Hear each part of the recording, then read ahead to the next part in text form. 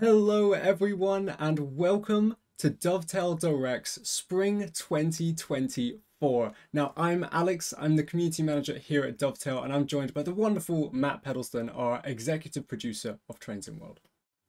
Hey everyone. And today we're going to be talking about tons of loads of new announcements, loads of fun things, but not just for Train Sim World, for all of our franchises. Train Sim Classic, we'll also be joined by the View app team to talk about City Transport Simulator Trams, and our senior community manager Ben will join us to talk about Catan Console Edition as well. So you got trains, you got city trams, you got Catan, you got everything all in one. But for the Train Sim World 4 fans here, don't worry, there will be new announcements, new routes to showcase, new locos to talk about. So I'm excited. We're going to be sharing our Train Sim World 4 monthly roadmap after the stream is over. So lots to talk about, loads to discuss. And yeah, let's get into it, Matt.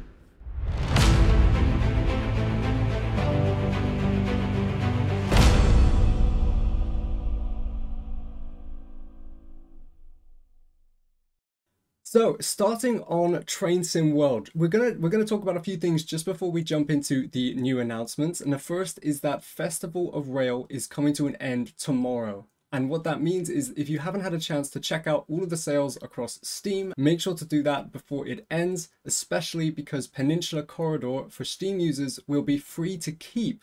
So if you own any variant of Train Sim World, be it Train Sim World 2020, 2, 3, or 4, you can actually keep Peninsula Corridor for yours forever. So be sure to check that out. Make sure to not miss out on any of the deals.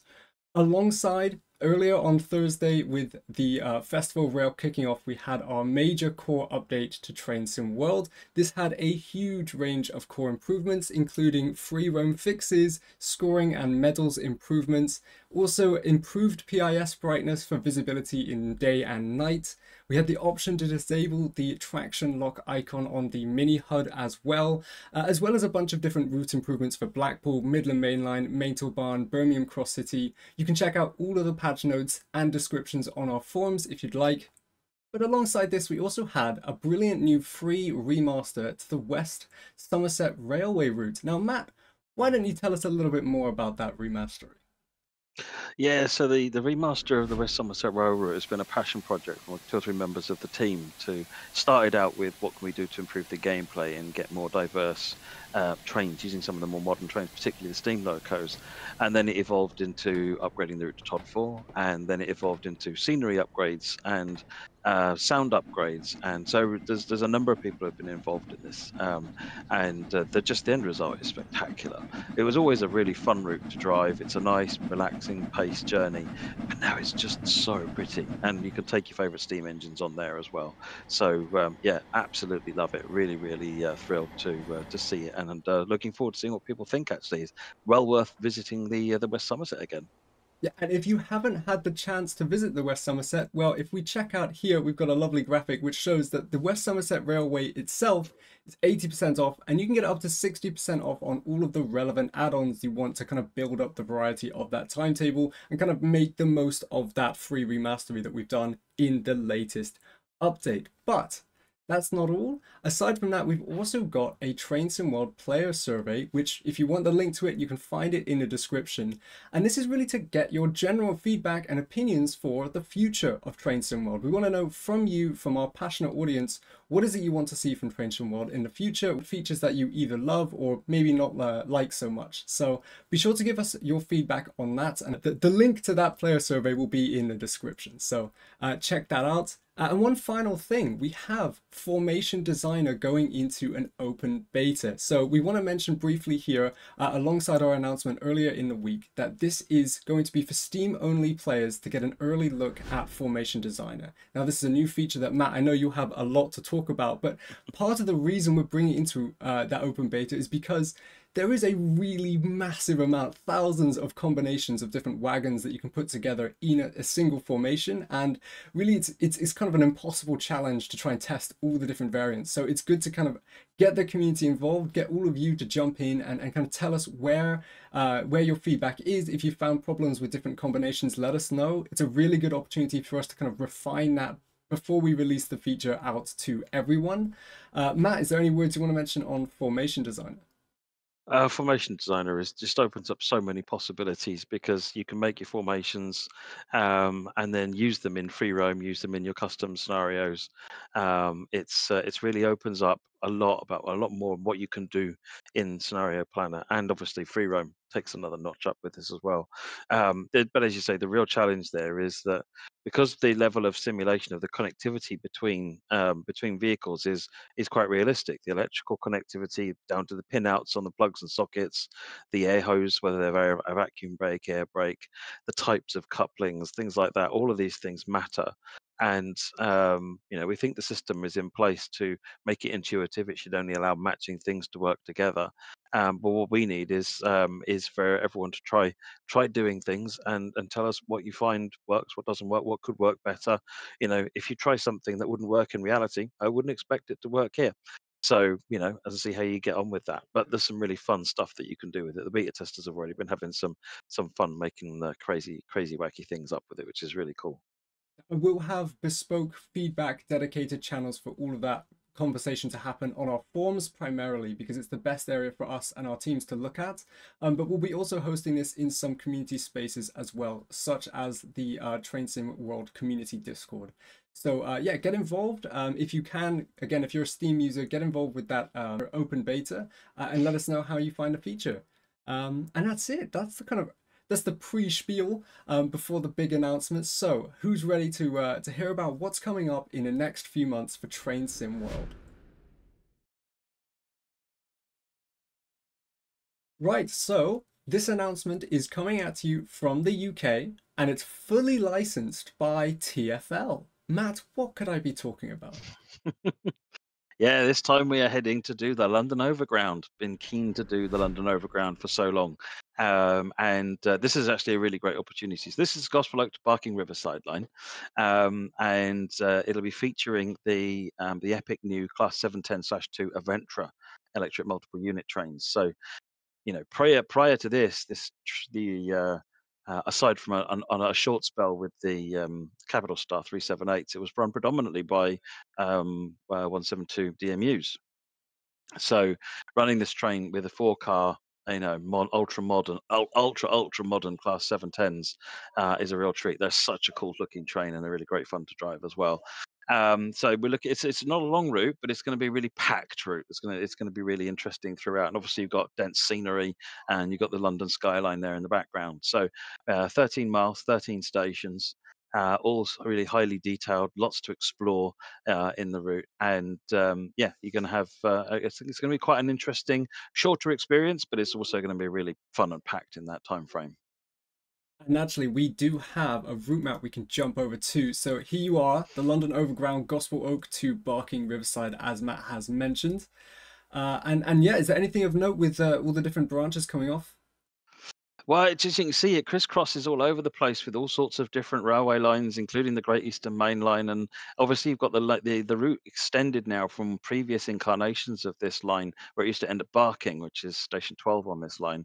It now goes down to station 13 there, which is Barking Riverside. So that's just how up to date and current this route is for the to the prototype. So, but yeah, there's so much to see. You're constantly crisscrossing, stopping, starting. It's very interesting. There's always something to see out of that cab window.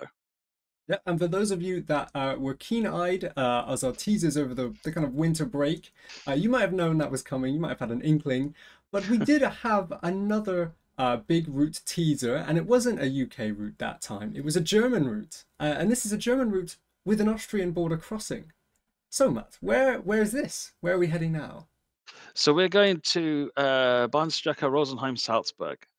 So this is crossing from Germany to Austria, which Lucas actually hinted at way back in the TSW4 Dovetail Direct. He talked about there being possibly another border crossing route. Yeah. Welcome to another border crossing route. We are back crossing the border again between here at Freilassing and Salzburg. So yes, you've got this route also comes with a train I've been looking forward to seeing in the game, actually, the BR111. which is a tap change and control loco, which you operate manually and semi-automatic. It's quite an interesting control system. It's a little bit different to a lot of the other ones.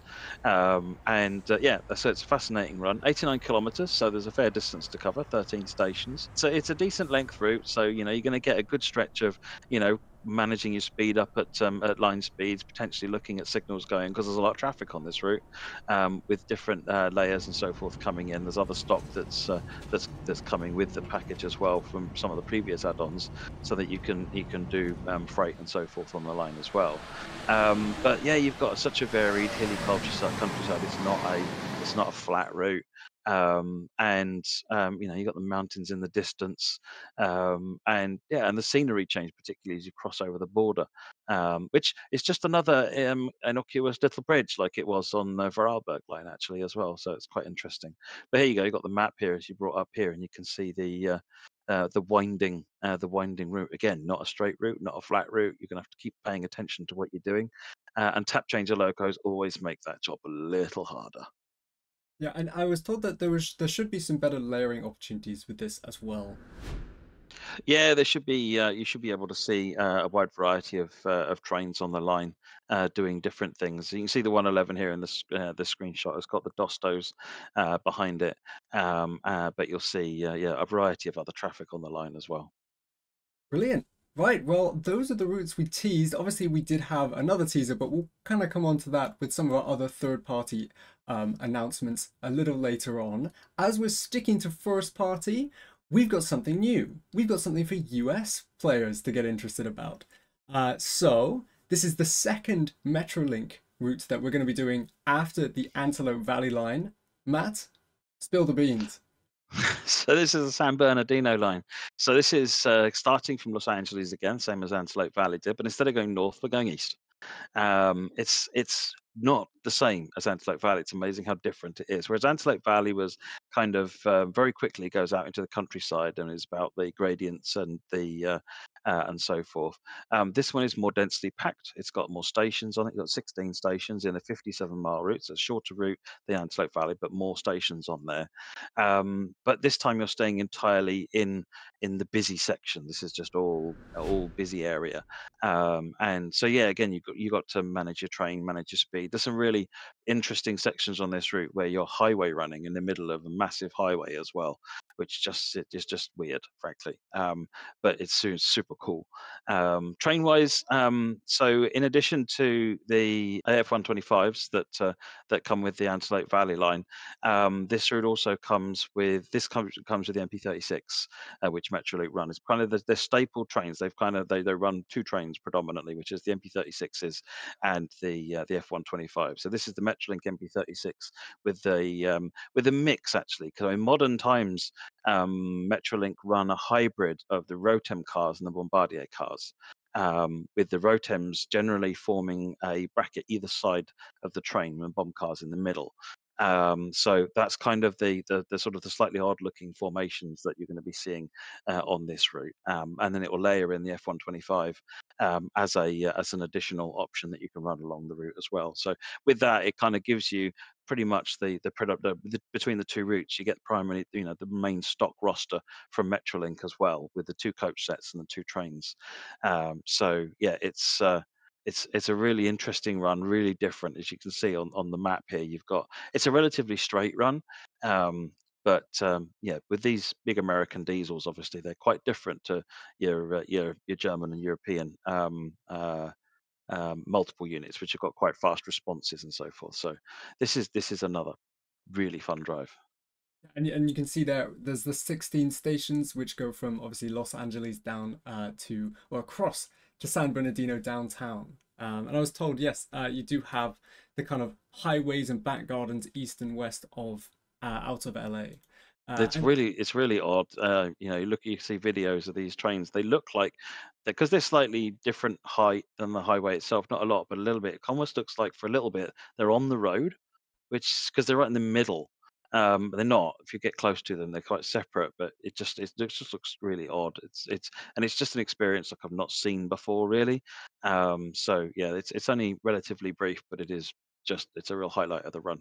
And you can see if you look on the map at the left-hand side and right-hand side again, you've got that Antelope Valley line and the Cajon Pass link there. So this really is the kind of link between those two routes. And so you have this kind of massive stretch that you can kind of cover if you kind of combine all three routes in one go. Yeah, if you want to take a journey from Lancaster down to Los Angeles and then change to this route and drive over to San Bernardino and then change to Cajon Pass and drive a freight train up the Cajon Pass, that keep you busy for a couple of hours, 3 hours, 10 hours. Right, let's move on. We're going to be going back to a favorite of ours, which has been the Austrian routes. And this time we're staying only in Austria with a new route, a new announcement, which is Semmeringbahn, Wiener Neustadt to Mürzzuschlag. And I really wanted to say that because I've been trying to pronounce that as best I can for the last couple hours. So I hope I did it all right. But Matt, what can you tell us about this amazing route? Oh my, it's just really popular in Train Sim Classic. Train Sim Classic's version was Mürzzuschlag to Glognitz, if I remember rightly, which captured the sort of it's a really steep gradient, and effectively it's kind of like up one side up to Semmering at the top, and then down the other side.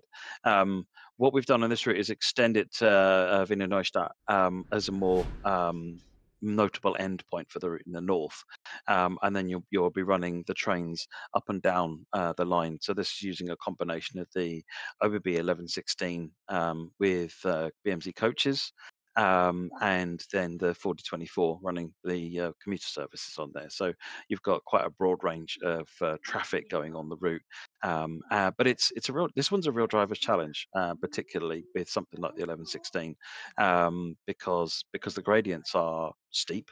They're notable, and the journey is going to keep you busy. There's quite a lot of stations, 17 stations on the route. So the obviously the 1116 is not going to be stopping at too many of those stations, but the 4024 certainly is.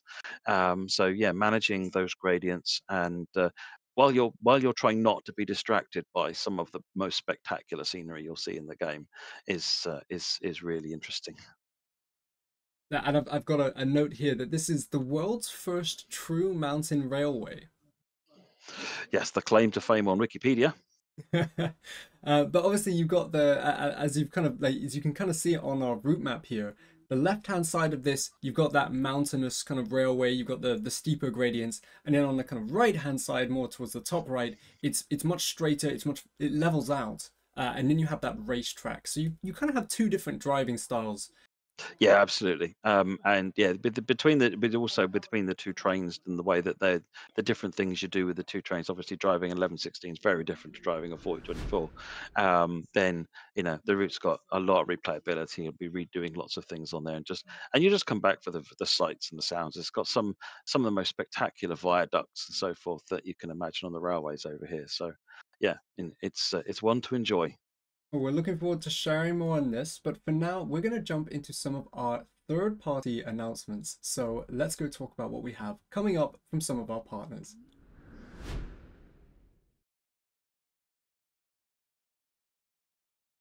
So to start from our third-party selection of announcements, here is something that we teased a little bit over the Christmas break, and that's coming from SimTrack Studios, and that is the BR Class 104 and Peak Forest expansion pack. So Matt, tell us more about it. Oh, this one is one I'm really looking forward to. The BR Class 104 was going to be the second first generation DMU in the game, BR Class 101 being the other one. So it's really cool to get another first generation DMU because those are kind of my favorites. And I know a lot of people really enjoy the Class 101. So this is kind of more of that flavor of action in BR Green as well. So that's very cool. The BR Green Class 104 is used for a variety of different things, but I think one of the main things is the Buxton Shuttle, which is a key service pattern missing from the Peak Forest timetable. So it kind of fills that run out as well. But the other thing is that the team at Simtrack Studios have gone up over the timetable and they've extended some things, changed some things, added a bunch of stuff. As well as they're bringing in two new wagons with this package as well, the 21-ton hopper and a cough-up wagon. So it represents quite a level up for the Peak Forest route. So all you Peak Forest fans out there, this is a must buy purchase to extend your route. And if you've been holding off on Peak Forest because hey, you're not sure about the steam engines, let's get some proper diesels running on the route, and you can enjoy that as well. So this is really hopefully going to make the route more interesting. It's a beautiful route, really is. But I think maybe in some cases the steam has maybe challenged people, and they want to run it with diesels instead. Well, the BR Class 104 is tremendous. It's quite different to look at to a Class 101 in the way that the front of the loco works. It's quite distinguishing. Yeah, this is a pack I'm really looking forward to. I know Simtrack Studios are working really hard. And on screen at the moment, you can see some kind of work in progress renders of the BR Class 104 as well. But we look forward to show you more about this pack, go into a bit more detail of it when we're ready and when we're closer to the time. But let's jump over to another partner that's been working hard, and that's Skyhook Games. And they're bringing us a familiar name, but with a second volume. What could that mean? Well, we're coming in with Cargo Line Volume 2 Aggregates pack. So, Matt, this is kind of following on from the first Cargo Line pack they did. Yeah, so following on from Volume 1, which was the petroleum pack, the Volume 2 is looking at aggregates, and that this pack includes the HOA aggregate wagon, and then the team have been adding realistic operations on the MML and Great Western routes. So it's gameplay pack, it's an additional wagon, it's just more gameplay, new ways to enjoy your favorite routes. This is a really cool idea. I know Cargo Line Volume 1 was well received, and this is yeah, the next step in that journey. And we saw a lot of people saying that again, like the Cargo Line pack was really great to just add in that variety. So from kind It of a kind of is.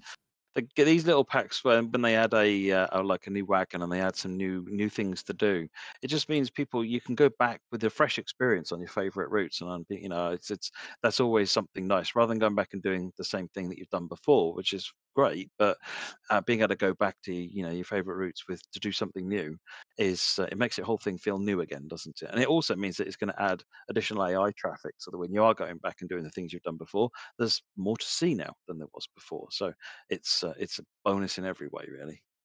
well, look forward to an update from Skyhook for more on the Cargo Line Volume 2 pack soon. But we've got an update from our friends at Rivet Games. Well, we've been running in circles trying to figure out how to tease this next route. I think Matt's laughter is hinting at something now. So we're going to throw a teaser up on the screen now for this new route. And as you can see here, we've got a couple things. We've got a board at Edinburgh Waverley Station. We got a 158 Sprinter on the side there. And is that different text on the boards? What could we be talking about? So Rivet's next route is a Fife Circle line, Edinburgh to Kirkcaldy and Dunfermline, and there's a couple of cool points to just call out on this one. It's a little ways off, so there's what little to show you on this one yet, but the Class 170 DMU. So looking forward to seeing that in the game. It's such a staple that exists throughout the UK railway network. And Rivet are going to be bringing us the Class 170 to the simulation, and then one of the most iconic assets, visuals that you see in the railways is the fourth rail bridge, and the Fife Circle line will be bringing you the ability to drive over the fourth rail bridge and capture just some stunning screenshots of this just magnificent bridge. So yeah, it's just going to be a really exciting route to enjoy with lots to do on it. And of course, Skyhook have been working with Rivet on this one as well to bring another DLC from there to their depot of collection, and that's the taking the BL Class 158 and bringing it into the Scotrail livery as well. So between the two developers there across a couple of packs, you're going to have a whole Scotrail collection of trains there to add to your collection. Oh, fantastic. And again, we'll hear more from River Games and we'll share more in upcoming monthly roadmaps as well. So on to our final new announcement for the evening for you tonight from our third parties. We are going somewhere new, somewhere we haven't been before in Train Sim World, and it will be Union Workshop who are taking us there, and they're taking us to Japan. Matt, where are we going? What is this?